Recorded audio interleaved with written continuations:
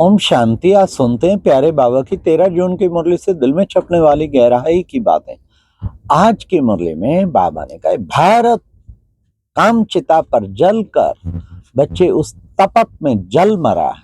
सारे भारत का कैसे बच्चे नीचे गिरावट में आया। अब फिर भारत को बाबा ज्ञान चिता पर बिठाते हैं। बाबा आके अब ज्ञान चिता हम बच्चों को, बाबा ने कहा तुम बच्चों को मैं अविनाशी ज्ञान रत्नों का अब दान करता हूं। बाबा ने आज सबसे पहले कहा, देखो बच्चे, आत्मा जो है कि एक्टर है। एक्टर जो है भिन्न भिन्न नाम रूप से पार्ट बजाते हैं ना, तो तुम भी ये पार्ट जो बजा रहे हो, वास्तव में आत्मा अपना अपना पार्ट बजा रही है। कोई किसका पार्ट बजा रहा, कोई किसका पार्ट बजा। असल में तो आत्मा है ना, पार्ट बजाने वाली तो आत्मा है। तो बाबा ने कहा सदैव बच्चों को अपने को आत्मा समझना। अभी आत्मा समझती है कि मुझको ज्ञान मिला है और उस ज्ञान, इन कानों से मैं आत्मा सुनती हूँ, उस ज्ञान को धारण करना है। आज बाबा ने कहा इस पूरे सारे सृष्टि वृक्ष का चैतन्य बीज वो एक बाबा ही है। चैतन्य बीज है जो जिसमें सारे सृष्टि के आदि मध्य अंत का राज समाया है। इसलिए बाबा ने कहा ये चैतन्य बीज रूप हम बच्चों को बन के रहना है। फिर बाबा ने कहा कि बच्चे, तुम इस सृष्टि के आदि मध्य अंत के राज को जानते हो। फिर एक प्यारे बाबा ने ये भी कहा कि बच्चे, मैं जो है तुम सबको दुखों से लिबरेट कर गाइड बन के फिर वापस ले जाता हूं। तो बाबा हमारा गाइड भी हो गया, लिबरेटर भी हो गया। लिबरेट करता है, सब दुखों से मुक्त कर देता है। मैं तुमको दुखों से लिबरेट कर गाइड बन वापस ले जाता हूं। फिर बाबा ने कहा कि बच्चे, तुम बच्चे इस समय ये देखो बच्चे, ड्रामा हूबहू रिपीट होता है। तुम इस वर्ल्ड की हिस्ट्री ज्योग्राफी को बच्चे तुम जान गए हो। हाँ, तो इसमें तुम जानते हो पूरा इसका ड्यूरेशन 5000 वर्ष का है। फिर बाबा ने कहा हंसो देवता। देखो बच्चे बाजोली का खेल खेलते हैं ना, हंसो देवता, हंसो वैश्य, हमसो देवता, हमसो क्षत्रिय, हमसो वैश्य, हमसो फिर शूद्र, फिर हमसो ब्राह्मण, फिर हमसो देवता। बच्चे चलता रहता है बाजोली का खेल। अच्छा बच्चे, तुम्हारे कितने यादगार बने मंदिर में, कितने याद।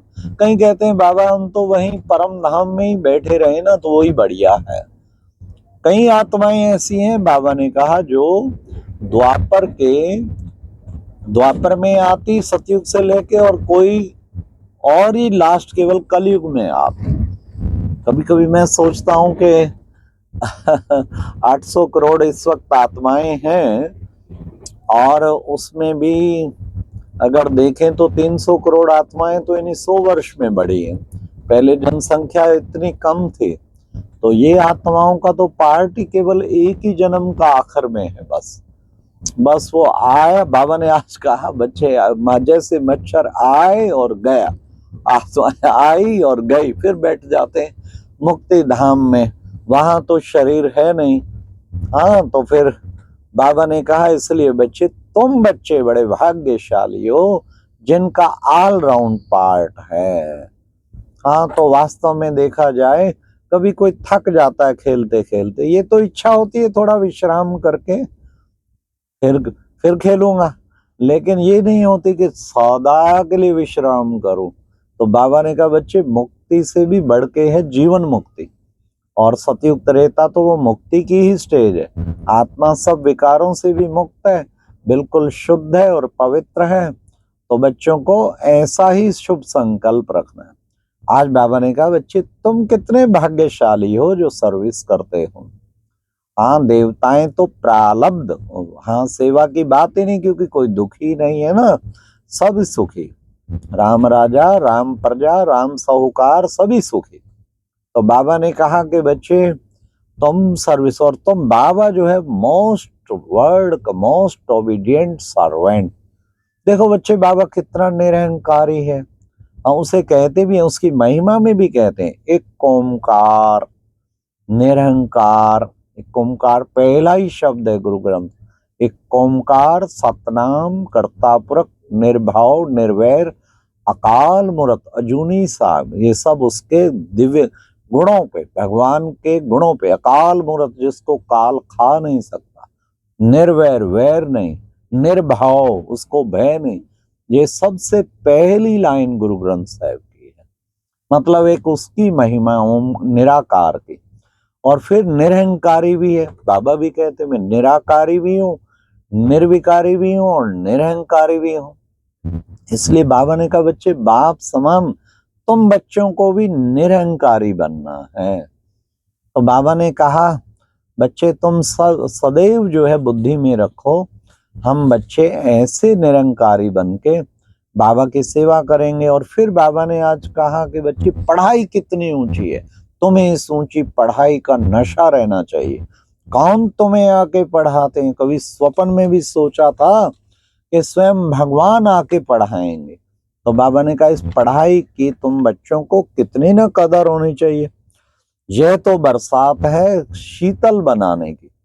ज्ञान बरसात होती है ना, शीतल बना देती है। फिर बाबा ने कहा रूहानी पढ़ाई के नशे में तो रहना, साथ साथ बच्चों की झोली बाबा अविनाशी ज्ञान रत्नों से भरते हैं। भारत जैसा पवित्र खंड और कोई हो नहीं सकता। आज की डेट में भी कितने करोड़ों करोड़ों हैं इस वक्त भी महात्माएं हैं, आजीवन ब्रह्मचर्य व्रत पालन किए हुए। कितने और धर्मों में पवित्रता को मुख्य बनाया हुआ है, सारा सन्यास धर्म इस पे टिका है। और बाबा के कितने 12 लाख बाबा के बच्चे भी पूर्ण पवित्रता। तो बाबा का भारत जैसा पवित्र देश, ये पवित्रता ही है जो रक्षा किए हुए, ना तो अब तक तो बाबा ने कहा सारी दुनिया जलकर राख हो जाती। फिर बाबा ने कहा तुम हो पांडव, और तुम पांडवों का पांडवपति तो शिव बाबा है ना, तुम हो पांडव, इसलिए बच्चों को वो भी रूहानी नशा रहना चाहिए। फिर बाबा ने कहा तुम्हें किसी पोजीशन आदि का अहंकार नहीं रहना चाहिए। आज बाबा ने कहा देखो बच्चे, मंदिरों के यादगार भी तुम देवताओं का बनता है ना, और किसी का नहीं बनता ना, तो तुम्हें कितना उसका भी नशा रहना चाहिए। फिर बाबा ने कहा देखो बच्चे, क्योंकि तुमने शुरू से लेकर पाठ बजाया। अच्छा बच्चे, मन मना भाव अक्षर बहुत अच्छा है। क्या मतलब है बच्चे? आत्मा समझ बाप को याद करो। तो बच्चे, इस याद से तुम्हारे जन्म जन्मांतर के पाप भस्म हो जाएंगे। इसको ही बाबा ने कहा योग अग्नि कहते हैं। योग अग्नि में अर्थात तुम्हारे सारे पाप भस्म हो जाए। जितना हो उसके बच्चे तुम बाप को याद करो। तो फिर बाबा ने घर में मुक्ति धाम, बच्चे अब तुम बच्चों को मुक्ति धाम अब तुम चलते हो। तो फिर बाबा ने कहा कि बच्चे, यहाँ तो तुम बच्चों को बाबा इस वक्त आया है वापस ले जाने के लिए। अभी तुम्हारा ये अंतिम जन्म है। फिर बाबा ने कुछ सतयुग की भी बातें बताई कि अभी बाबा स्वर्ग की स्थापना कर रहे हैं, तुम्हारी स्वर्ग की राजधानी स्थापन हो रही है। तो फिर बाबा ने कहा सब तो वहां पर सतयुग में सदा बहार, कभी सूर्य भी तप्त नहीं दिखाएगा। यहाँ तो काफी गर्मी तो कभी काफी सर्दी। तो इसलिए बच्चे वहां बिल्कुल एक्यूरेट सारे तत्व भी सतो प्रधान होते हैं। 21 जन्मों की बादशाही अब बाबा तुम बच्चों को देता है। फिर आज बाबा ने वरदान में कहा कि बच्चे, स्थूल और सूक्ष्म दोनों रीति से सेवा में बिजी रहने वाले, स्वयं को बिजी रखने वाले, माया जीत विजयी भाव।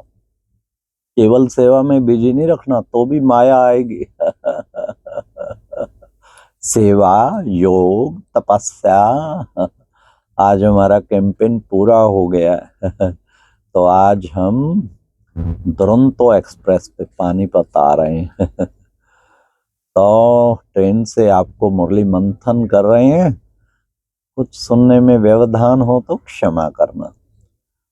लेकिन पूरे कैंपेन में भी योग भी नहीं मिस किया, तपस्या भी मिस नहीं की, अमृत वेला मिस नहीं किया, और साथ साथ जो है सेवा भी की। बाबा कहते दोनों में हर वक्त अपनी आत्मा को बिजी रखो। बिजी रहेंगे तो पूर्ण माया जी। लास्ट बाबा ने स्लोगन में भी कहा कि बच्चे क्या निश्चय फलक से कहो बाबा मेरे साथ है, तो माया फिर समीप आ नहीं सकती। बाबा साथ है तो चिंता की क्या बात है। व्यक्ति इशारे में बाबा ने कहा हर्षित मुख बनने के लिए तुम बच्चों को सरल और सहनशील बनो। बाबा हर बच्चे को सरलता के मूर्त और हर्षित मुख दे, मधुरता की मूर्त देखना चाहता है। इसी से तुम सदा हर्षित रहे। अच्छा, ओम शांति। ये थी आज की मुरली से दिल में छपने वाली गहराई की बातें।